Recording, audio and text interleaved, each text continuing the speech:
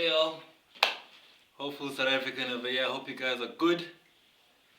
I finally made a viral video the other day. I was amazed at myself. A few months ago, I was discussing South Africa, because that's what I'm writing about. My book is somewhere here. But I was talking about how in South Africa, in terms of percentages, that the black population is 80%, and I use fingers, right? And what I'm trying to do with everything, my writing and everything is obviously, like I've said before, just to make South Africa look at itself and see what we want to do with ourselves, you know. One thing I've learned, because I live with all the races, even though I'm black and proud, obviously, there are things you say, oh, blacks are doing this, or blacks always do this, oh, whites always do this. I've discovered that it's actually not even like that. Everyone does everything. For example, a white man once asked me, Brian, why don't black people say no?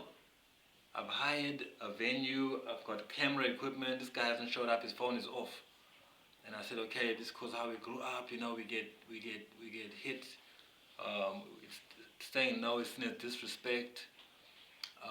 You know, that's what I said then. It was 2009. But over time, I've seen that even white people don't say no. They'll go this day very diplomatic. We know that. But it's more so. These are English people. Then you got the Afrikaner people. But I think people have just this fear that if you say no, you're going to offend the other person. So what happens is people just circumvent the response. So you don't get that clear indication of what's about to happen, you know. And there are other things as well. But definitely there are things that the different races do. But what I've just discovered is it's a class issue, you know. Like you'll find that people went to certain types of schools just behave a certain way, and it's just there's nothing you can do about it. I guess it's a level of education or learning about other human beings or how to treat people that they don't get to, because you know apartheid was very dirty. They made these schools, and the schools haven't really been changed. So, and even if you change the schools, the psyche and the mentality of the teachers doesn't change.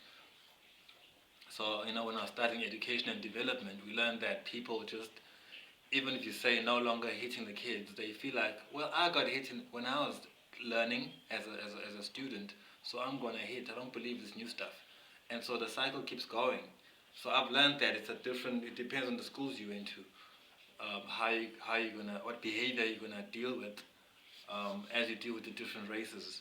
But you'll find that the different races who went to a similar type of school will all behave the same. So it's not about race. It is a class thing. I've learned to kind of lean more towards that.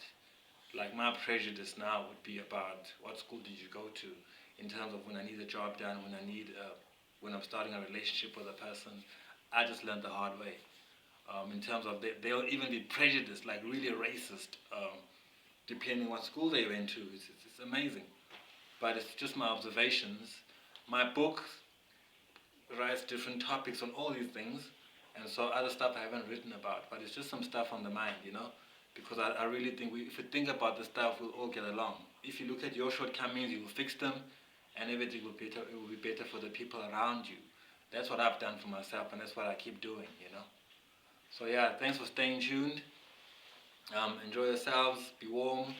It's a funny spring in South Africa. It's rainy and cold and gloomy. But yeah, stay blessed, and thank you for staying tuned. Brian Khoza, the hopeful South African. Love and peace.